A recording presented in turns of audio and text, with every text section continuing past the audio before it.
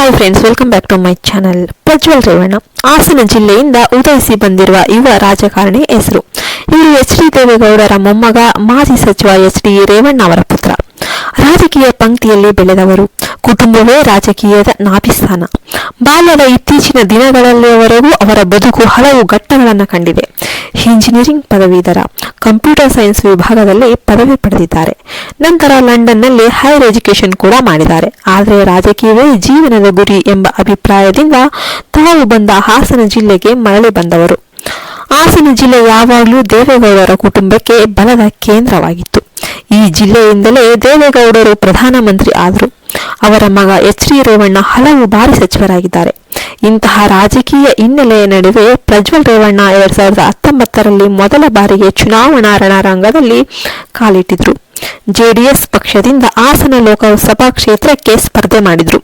ಇದು ದೇವೇಗೌಡರ ಕುಟುಂಬದ ಮುಂದಿನ ಪೀಳಿಗೆ ರಾಜಕೀಯಕ್ಕೆ ಬರುವ ಮೊದಲ ಅವಕಾಶ. ದೇವೇಗೌಡರು ತಮ್ಮ ಜಾಗವನ್ನು ಮೊಮ್ಮಗನಿಗೆ ಕೊಡುತ್ತೇನೆಂದು ಜನರ ಮುಂದೆ ಘೋಷಣೆ ಮಾಡಿದ್ರು. ಅದು ಕೇವಲ ಒಂದು ಚುನಾವಣೆ ಆಯ್ಕೆ ಮಾತ್ರ ಆಗಿರಲಿಲ್ಲ. ಪ್ರಜ್ವಲ್ ಗೆದ್ರು ಕೂಡ ಬೃಹತ್ ಅಂತರದಿಂದ ಗೆದ್ದಿದ್ರು. ಅವರ ಗೆಲುವು ತಾವು ಮಾಡಬಹುದಾದ ರಾಜಕೀಯ ಮಾರ್ಗದರ್ಶನದ ದೃಢತೆಗೂ ಸಾಕ್ಷಿಯಾಗಿತ್ತು. ಸಂಸತ್ತಿನಲ್ಲಿ ಉತ್ಸಾಹದಿಂದ ಹಾಜರಾಗಿದ್ದ ಪ್ರಜ್ವಲ್ ಹಲವಾರು ವಿಷಯಗಳಲ್ಲಿ ಮಾತನಾಡಿದರೂ ಅವರ ಹೆಚ್ಚು ಗಮನ ಸೆಳೆದಿದ್ದು ತಮ್ಮ ಕ್ಷೇತ್ರದ ಅಭಿವೃದ್ಧಿಗೆ ನೀಡಿದ ಒಂದು ಒತ್ತಿಗೆಯ ಹಿನ್ನೆಲೆಯಲ್ಲಿ. ಅವರು ತಕ್ಷಣವೇ ಗ್ರಾಮೀಣ ಅಭಿವೃದ್ಧಿ ಯೋಜನೆಗಳತ್ತ ತಿರುಗಿದ್ರು. ವಿದ್ಯುತ್, ನೀರು, ರಸ್ತೆ, ಕೃಷಿ ಈ ಎಲ್ಲ ಕ್ಷೇತ್ರಗಳಲ್ಲಿ ಅವರು ತಮ್ಮ ಕೆಲಸದ ಒಂದು ಗಡಿಯನ್ನು ಸದುಪಯೋಗಪಡಿಸಿಕೊಂಡು ಜನಸೇವೆ ಮಾಡಿದರು. ಅವರ ಕಾರ್ಯಪ್ರವೃತ್ತಿ ನಿರಂತರ. ಹಲವಾರು ಗ್ರಾಮಗಳಿಗೆ ಸಂಪರ್ಕ ರಸ್ತೆಗಳು ಒದಗಿಸಿದ್ರು. ಗ್ರಾಮೀಣ ಕುಡಿಯುವ ನೀರಿನ ಯೋಜನೆಗಳಲ್ಲಿ ನವೀನತೆ ತೋರಿಸಿದ್ರು. ಪ್ರಜ್ವಲ್ ಯುವಕರಿಗೆ ಉದ್ಯೋಗ ಸೃಷ್ಟಿಸಲು ತರಬೇತಿ ಕೇಂದ್ರಗಳ ಸ್ಥಾಪನೆಗೆ ಮುಂದಾದ್ರು. ಐಟಿ ಮತ್ತು ಇತರ ಉದ್ಯೋಗ ತರಬೇತಿಗಳಲ್ಲಿ ಹೊಸ ಆಯಾಮ ನೀಡಲು ಪ್ರಾಮಾಣಿಕ ಪ್ರಯತ್ನ ಮಾಡಿದ್ರು. ರೈತರ ವಿಚಾರಗಳಲ್ಲಿ ನೇರವಾಗಿ ಅವರನ್ನು ಭೇಟಿ ಮಾಡುವುದು, ಶೀಘ್ರ ಪರಿಹಾರ ಒದಗಿಸುವಂತೆ ಇಲಾಖೆಗಳಿಗೆ ಒತ್ತಡ ಹೇರುವಂತಹ ನಡವಳಿಕೆಯಿಂದ ಅವರು ಜನತೆಯ ಒಂದು ಹೃದಯ ಗೆದ್ದಿದ್ರು. ಆದರೆ ರಾಜಕೀಯ ಎಂದರೆ ಎದುರಾಳಿಗಳು ಸದಾ ಕಾಯುವ ಒಂದು ಜಾಗ. 2024ರ ವಿಧಾನಸಭಾ ಚುನಾವಣೆಗೂ ಮುನ್ನ ಜೆಡಿಎಸ್ ಪಕ್ಷದ ಒಳಚಳಿಯೂ ಜೋರಾಯಿತು. ಪಕ್ಷದ ಹಿರಿಯ ಮುಖಂಡರಲ್ಲಿ ಅಸಮಾಧಾನ ಶುರುವಾಯಿತು. ಹಲವು ಟಿಕೆಟ್ ವಿತರಣೆ ವಿವಾದಗಳು, ಕುಟುಂಬ ರಾಜಕಾರಣದ ಬಗ್ಗೆ ಟೀಕೆಗಳು ಹಾಗೂ ಇನ್ನೂ ಕೆಲವರು ಯುವತಿಯೊಂದಿಗೆ ವಿಡಿಯೋ ಸಂಬಂಧಿಸಿದ ವಿವಾದಗಳನ್ನು ಕೂಡ ಬಹಿರಂಗ ಮಾಡಿದ್ರು. ಈ ವಿಡಿಯೋ ತೀವ್ರ ಸಂಚಲನ ಉಂಟು ಮಾಡಿತು. ಇದು ಒಂದು ರಾಜಕೀಯ ಬಾಂಬ್ ಅಂತಾನೆ ಹೇಳಬಹುದು. ಈ ವಿಚಾರದಲ್ಲಿ ಪ್ರಜ್ವಲ್ ಮೇಲಿಂದ ಮೇಲಿಗೆ ಒತ್ತಡಕ್ಕೆ ಒಳಗಾಗಿದ್ರು. ಈ ಪ್ರಕರಣದ ಬಗ್ಗೆ ಪ್ರಜ್ವಲ್ ಬಹಿರಂಗವಾಗಿ ಪ್ರತಿಕ್ರಿಯೆ ನೀಡಿದ್ದು, ವಿಡಿಯೋ ನಕಲಿ, ನಾನು ಯಾವುದೇ ತಪ್ಪು ಮಾಡಿಲ್ಲ, ನನ್ನ ವಿರುದ್ಧ ಷಡ್ಯಂತ್ರ ನಡೆಯುತ್ತಿದೆ ಅಂತ ಹೇಳಿದ್ರು. ದೇವೇಗೌಡರು ಕೂಡ ತಮ್ಮ ಮೊಮ್ಮಗನ ಬೆಂಬಲದಲ್ಲಿ ನಿಂತು ತನಿಖೆ ನಡೆಯಲಿ, ಆದರೆ ಸತ್ಯದ ಮೌಲ್ಯ ಕಾಪಾಡಬೇಕು ಅಂತ ಹೇಳಿದ್ರು. ಇಡೀ ರಾಜ್ಯದ ರಾಜಕೀಯ ವಲಯವೊಂದೇ ಈ ವಿಚಾರದಲ್ಲಿ ಕಂಗಾಲಾಯಿತು. ಇನ್ನು ಹಾಸನದಲ್ಲಿ ಜನರ ಪ್ರತಿಕ್ರಿಯೆ ಮಿಶ್ರವಾಗಿತ್ತು. ಕೆಲವರು ಅವರು ರಾಜೀನಾಮೆ ನೀಡಬೇಕು ಅಂದ್ರೆ, ಇನ್ನು ಕೆಲವರು ತನಿಖೆಯ ಬಳಿಕ ನಿರ್ಧಾರ ತೆಗೆದುಕೊಳ್ಬೇಕು ಅಂತ ಹೇಳಿದ್ರು. ಸಾಮಾಜಿಕ ಮಾಧ್ಯಮಗಳಲ್ಲಿ ಈ ವಿಚಾರ ಹಬ್ಬಿ ಹೋಯಿತು. ಎಲ್ಲಾ ಪಕ್ಷದ ನಾಯಕರು ಈ ವಿಚಾರದಲ್ಲಿ ತಮ್ಮದೇ ರೀತಿಯ ಪ್ರತಿಕ್ರಿಯೆ ನೀಡಿದ್ರು. ಕಾಂಗ್ರೆಸ್, ಬಿಜೆಪಿ ಪಕ್ಷದವರು ಇದು ದೇವೇಗೌಡರ ಕುಟುಂಬದ ಕುಸಿತದ ಆರಂಭವೋ ಎಂಬ ಪ್ರಶ್ನೆ ಕೂಡ ಎತ್ತಿದ್ರು.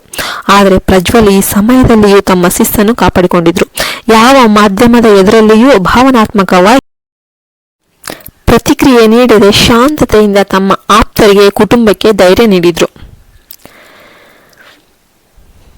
ಅವರು ಸಾಮಾಜಿಕ ಸೇವೆಯನ್ನು ಕೂಡ ಮುಂದುವರೆಸಿದ್ರು. ಕೋರ್ಟ್ ವಿಚಾರಣೆ ನಡೆಯುತ್ತಿದೆ. ಆದರೆ ಈ ಎಲ್ಲ ವಿಚಾರಗಳು ಅವರ ಒಂದು ರಾಜಕೀಯ ಭವಿಷ್ಯವನ್ನ ನಿರ್ಧರಿಸುವಲ್ಲಿ ಎಲ್ಲವೂ ಕೂಡ ಪ್ರಶ್ನೆ ಮಾಡುವಂತಹದ್ದು ಆಗಿತ್ತು.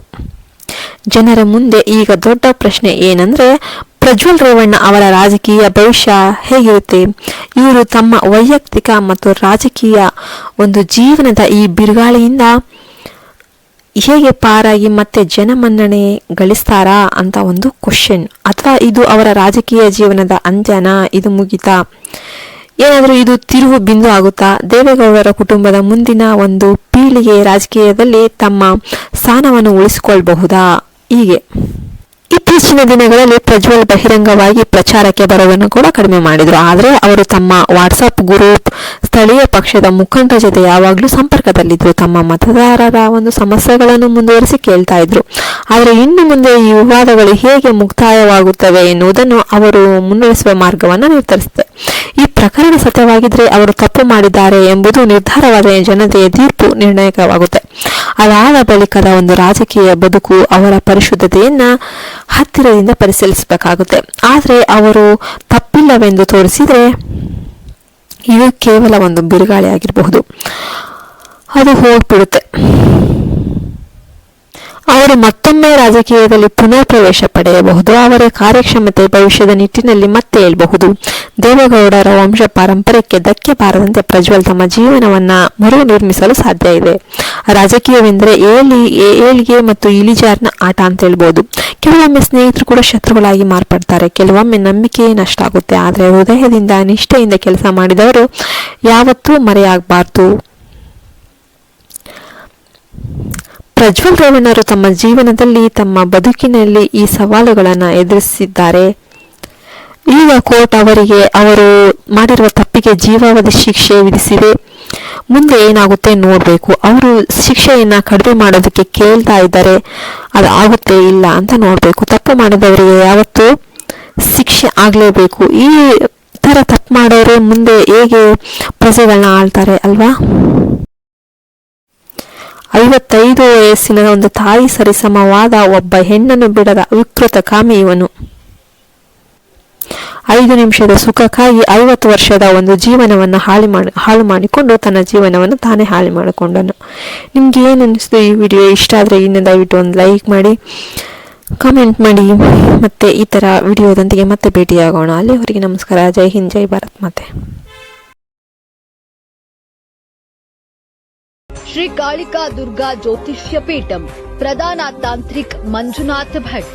ನಿಮ್ಮ ಸಮಸ್ಯೆಗಳಾದ ಪ್ರೀತಿ ಪ್ರೇಮ ವಿಚಾರ, ಇಷ್ಟಪಟ್ಟವರು ನಿಮ್ಮಂತಾಗಲು, ಸ್ತ್ರೀ ಪುರುಷ ವಶೀಕರಣ, ಪುರುಷ ವಶೀಕರಣ, ಮಾಟ ಮಂತ್ರ, ವಾಮಾಚಾರ, ಗಂಡ ಹೆಂಡತಿ ಕಿರಿಕಿರಿ, ಗಂಡನ ಪರಸ್ತ್ರೀ ಸಹವಾಸ ಬಿಡಿಸಲು, ಮದುವೆಯಲ್ಲಿ ತೊಂದರೆ, ಸಂತಾನದಲ್ಲಿ ತೊಂದರೆ, ಅತ್ತೆ ಸೊಸೆ ಜಗಳ, ಅಣ್ಣ ತಮ್ಮಂದಿರ ಕಲಹ, ಡೈವೋರ್ಸ್ ಪ್ರಾಬ್ಲಮ್, ಕೋರ್ಟು ಕಚೇರಿ ವಿಚಾರ, ಇನ್ನು ನಿಮ್ಮ ಯಾವುದೇ ಸಮಸ್ಯೆಗಳಿದ್ದರೂ ಚಿಂತಿಸಬೇಡಿ. ಕೇರಳ, ಕೊಳ್ಳೇಗಾಲ ಹಾಗೂ ಕೋಲ್ಕತ್ತಾ ಕಾಳಿಯ ವಿಶಿಷ್ಟ ಪೂಜಾ ಶಕ್ತಿಗಳ ಮೂಲಕ 100ರಷ್ಟು ಪರಿಹಾರ ಮತ್ತು ಉತ್ತಮ ಮಾರ್ಗದರ್ಶನ ನೀಡುತ್ತಾರೆ. ಹಿಂದೆ ಕರೆ ಮಾಡಿ 9591362444 9591362444.